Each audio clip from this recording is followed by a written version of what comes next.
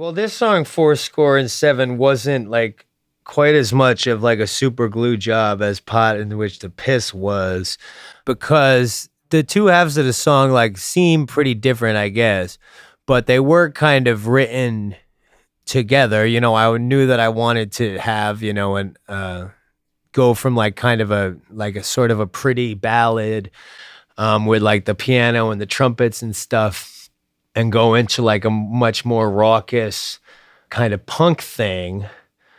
But there are a lot of things that unite them. They are in the same key of C major, and they always were. They both are, utilizing what we musicians call the major pentatonic scale, which again is, what a lot of those old Civil War songs are based around that scale. The waltz time, it's in a, 6/8 time signature.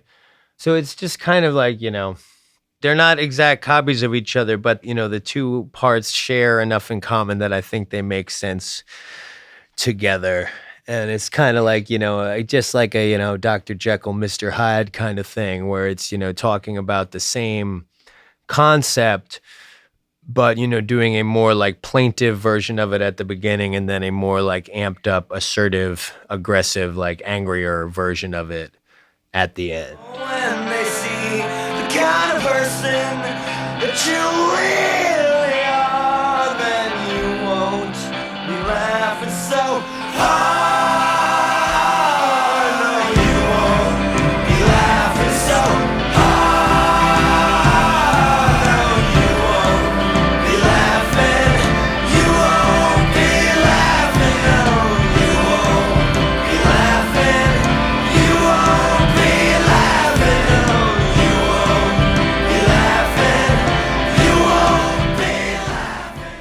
Fourscore and Seven was another song that, much like A More Perfect Union, that I wrote in the car. And I can remember very vividly pulling over to jot down, the lyrics of the faster section, which is the second half of it, on a back of like, I guess probably like a 12 pack of beer. It was definitely written on cardboard of some kind, or maybe like a box of saltine crackers or something, like whatever kind of cardboard, maybe pizza box, something like that. But it was definitely a Sharpie on cardboard job that I did on that one. But it was just the product of, more and more of those long drives, and just thinking about this whole thing of what we now call tribalism, this need people seem to have to search for conflict as a means of defining themselves and giving themselves purpose. For whatever reason, like people seem, more secure when they're acting, in opposition to something, or when they're engaged in some kind of conflict. They seem to feel like their lives are more fulfilling or have more purpose. And it really kind of doesn't matter what the conflict is. It's just like they seem to want to run towards that state of just being in conflict against what it could be anything, and this has, repeated itself throughout history. And that's why I say at the opening of the song, this is a war we can't win. After 10,000 years, it's still us against them. Us against them is not really like a very useful descriptor for a meaningful conflict, but it seems to be like more than good enough for most people. People live their, seem to like live their life and adopt these sorts of positions and these ideologies just like they're rooting for their favorite sports team. The Democrats, the Republicans, like we don't have to get into a whole big thing about it.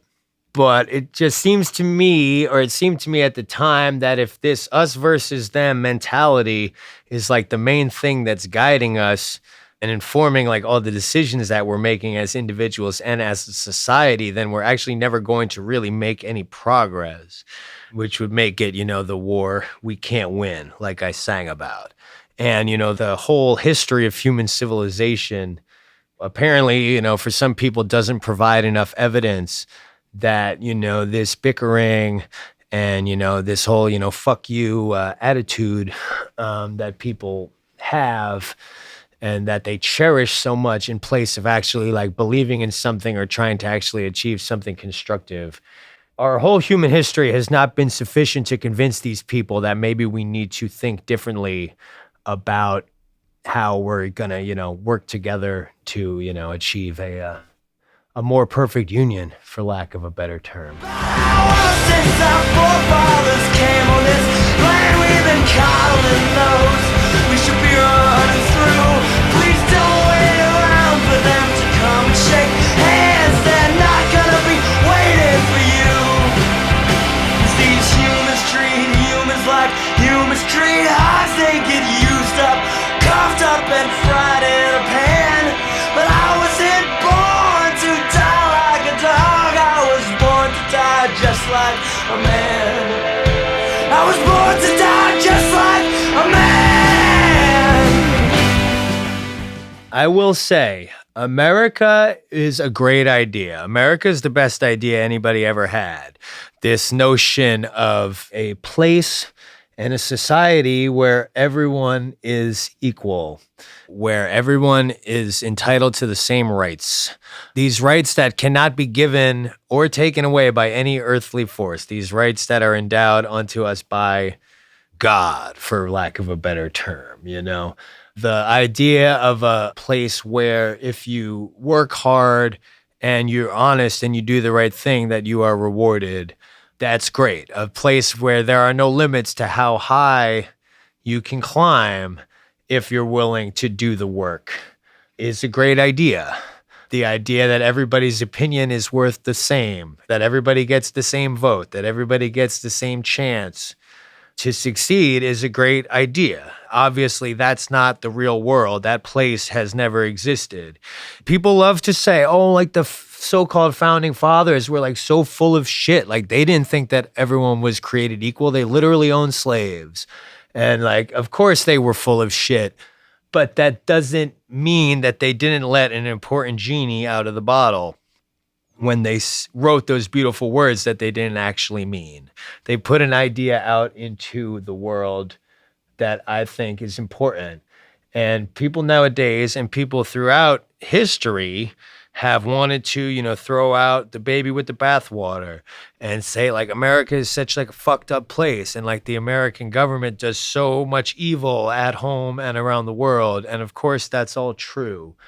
But that doesn't mean that the idea of America is not important. The idea of America is both important and beautiful, and it's worth fighting for in whatever, shape that takes. It's worth preserving, and it's worth trying to actualize the promise of America. And, a lot of people will tell you that, we're further away from fulfilling that promise than we've ever been. And that may be so, but the promise remains. The idea is out there. The genie is out of the bottle. If you just give up and you say, okay, well, you people on the other side, you want to, wave the American flag around and say that you represent the real America, whatever that even means, then you can have it. You can take the flag because I don't even want it and I don't like America. I do not share that defeatist attitude. I believe in the America that was promised in our Declaration of Independence, even if it never existed and maybe never will exist. I care about it. It's important to me and it belongs to me. It doesn't belong to, these people that try and turn it into something ugly and hateful. It should belong to the people that want it to be what it is, which is something inclusive and beautiful and belongs to everybody. I like that. That's where I'm at with America.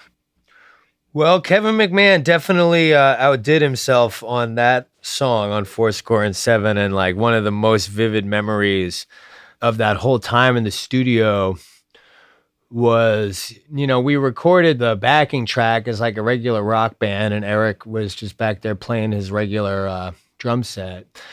And then Kevin was like, you're all into this like military drum beat thing.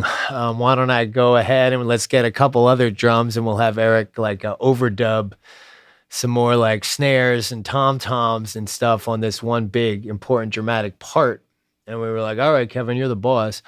And so we did it. And then, we came into control room and Kevin, turned his knobs and like the sound that came out of the speakers just like blew everybody's heads off. And we were like, holy shit, like that is the craziest sounding thing.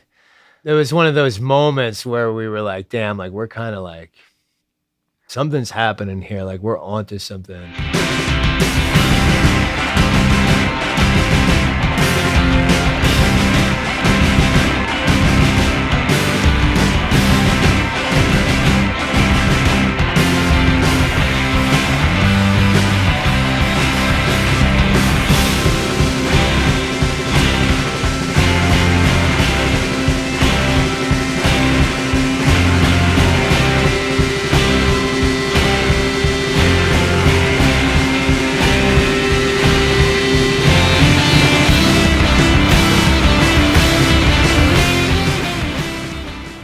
So many times that Kevin, came through with, either like an idea or, just like executing an idea that we had, like with the technological know-how and the finesse to actually take like, like a goofy off the wall thing that we wanted to do and like actually manifest it in the real world in a way that like, would make sense to the listener and be like really pleasing and sonically exciting. So hell of a producer, that guy, in a lot of ways.